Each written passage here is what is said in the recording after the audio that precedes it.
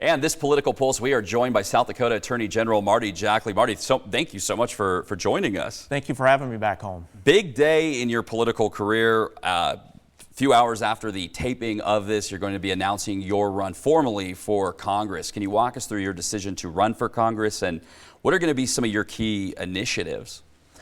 In deciding to run for Congress, I prayed about it, I talked to my family, I talked to supporters, and I listened. And I feel that right now, Washington has a lot of issues going on, and the fight for what is near and dear to us is happening in Washington, and I feel that I can make a difference there. There was a lot of speculation that you were going to run for governor. In fact, I'm pretty sure if I was a betting man, that's probably where I was going to put my money. What made you decide to go the D.C. route and to go for Congress? Well, AG does stand for aspiring governor. Certainly I'd run for governor before. As I looked at this, I do truly believe that the issues that are facing South Dakota are oftentimes being decided in Washington. And I feel that I'm South Dakota's conservative choice to strengthen public safety, to make sure that southern border is secured, to build and maintain a strong defense, to make sure that we're doing everything we can for economic growth, to keep our kids here at home, and to hold the government accountable.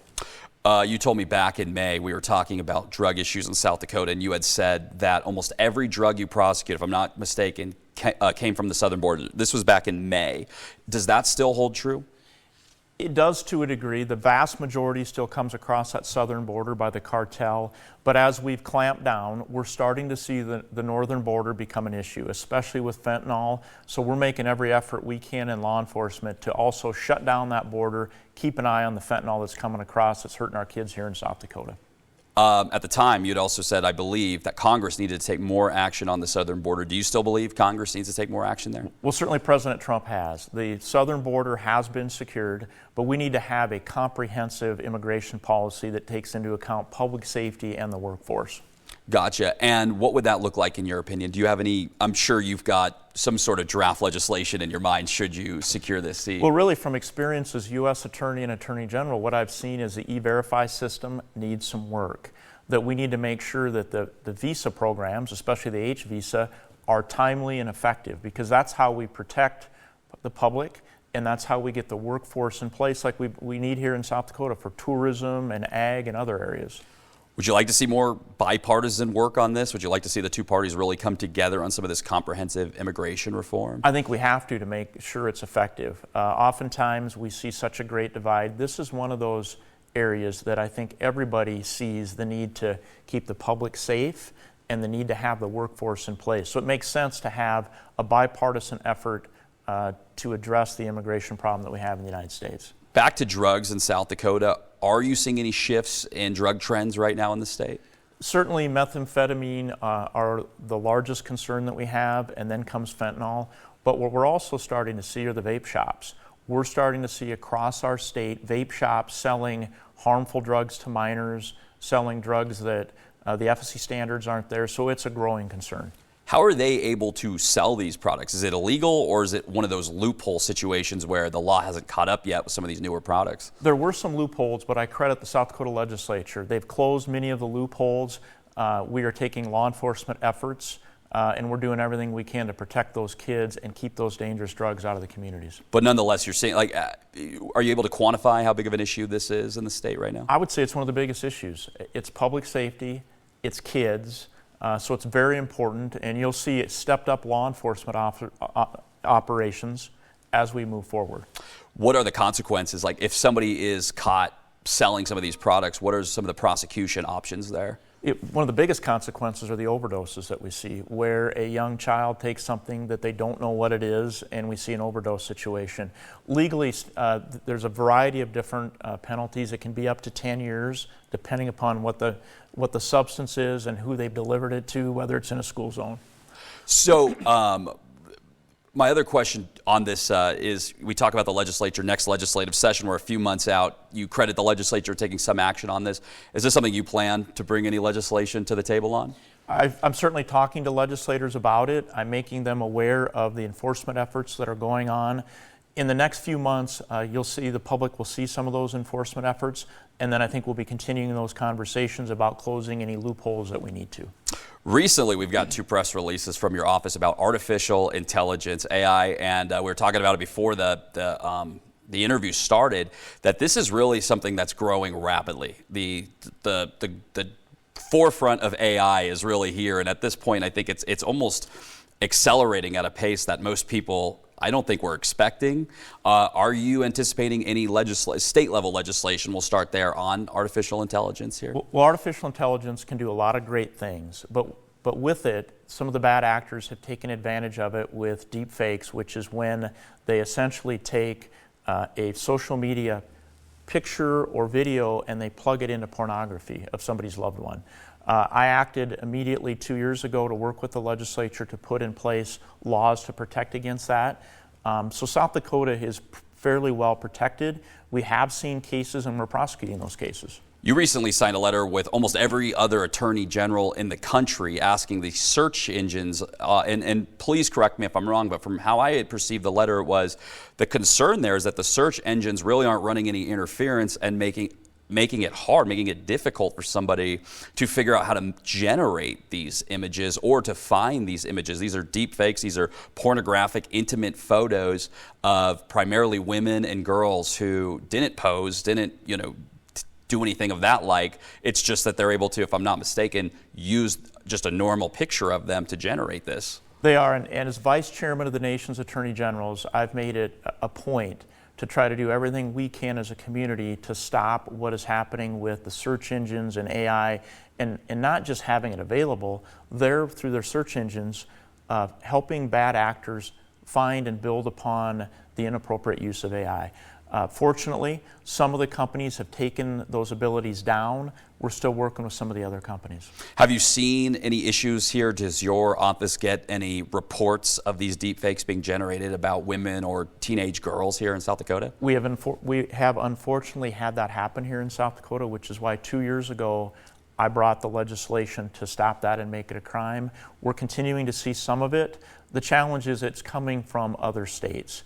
And that's why we feel that a uniform policy on this, working with the various social media companies and search engines, is a valuable tool and opportunity to stop this and better protect kids. Yeah, because you post a photo of yourself online, that can cross state borders very easily. Obviously, online, it's available to anybody. So what you're saying, people are reporting to you, somebody generated this image of me, but when you research this, these people are from out of the state, outside your jurisdiction. We've had a little bit of that, but we have had prosecutions in South Dakota for deep fakes. I attribute working well with the U.S. Attorney's Office to address that.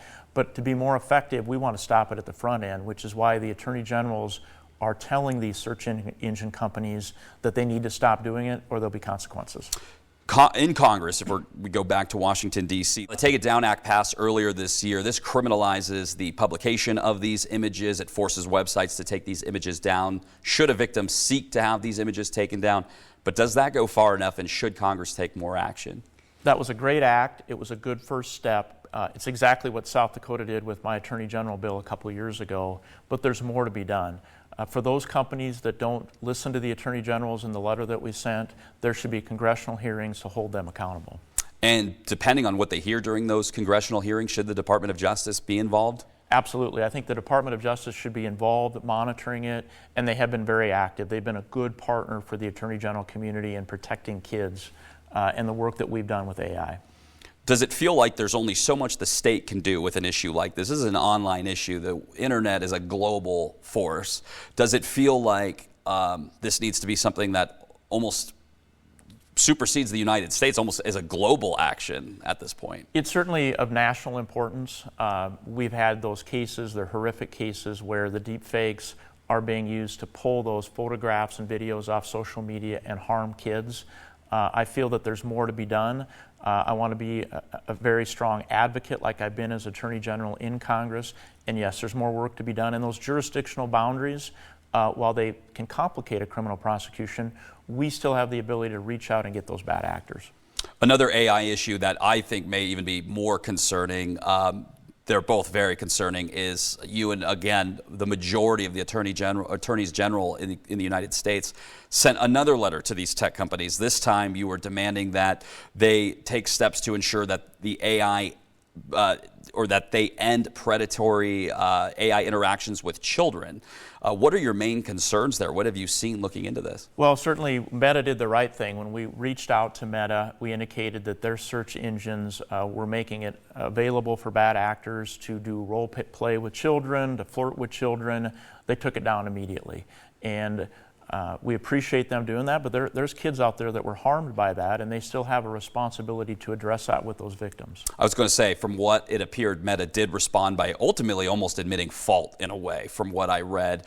But even so, and you mentioned that there's kids that have nonetheless potentially been harmed. Should there be consequences? The answer is yes. Meta should get credit for doing the right thing when we attorney generals asked them to.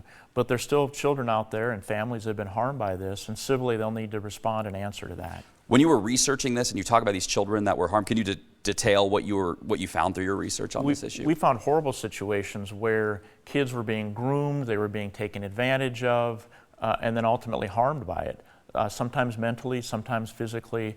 Saw some very concerning matters, which is why the Attorney General community weighed in, and I feel Congress needs to also. Is this another place, I was going to say, how should Congress weigh in on this issue going forward so that these tech companies don't develop AI that interacts with children in a flirtatious way, in an inappropriate way?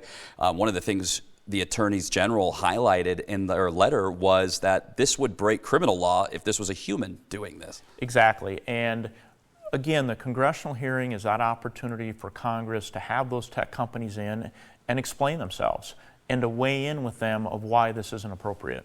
Okay, I want to wrap the interview up with your final days as the Attorney General here in South Dakota, which you still have quite a few of them, obviously. The election's not till 2026. But nonetheless, what are your top goals as Attorney General here as you possibly transition into a whole nother position? As Attorney General, I want to continue to be a strong voice for public safety, about keeping folks safe in their homes, on their streets, and being a supportive member of the law enforcement team. And I want to address addiction head on. Those $79 million that I brought in as Attorney General from the opioid companies, they need to go out into the communities, out into the cities, and address addiction head on. Can you explain what that was, that announcement that you made recently? That was it was an East River announcement, or it was made East River, but again, it was a statewide announcement. Well, and it certainly involves the city of Sioux Falls and the city of Rapid City. It is that opportunity where we've brought in $79 million and counting from the opioid companies. Those dollars have been here. Many of the dollars have sat there for 3 years. I look at addiction as a tragic situation, and we need to address it now. And we're working with the mayor of Sioux Falls, the mayor of Rapid City, Department of Social Services to build upon that and put significant addiction treatment efforts in our large cities and then across our state. How critical is that in the fight against these drug issues with fentanyl, with methamphetamine, as you mentioned earlier in the interview? It's the best medicine for it. I believe prevention and treatment is a much better way to address it than prosecution. Okay. Anything else you want to leave us with before we wrap this up? Again, I'm excited about the opportunity to run for Congress. I do believe that fight is in Washington for the things that are dear to us, and I'm going to continue to work hard for South Dakota. Okay, Attorney General Marty Jackley, again, thank you so much for joining us. Thank you for having me. Okay, and that will do it for this Political Pulse.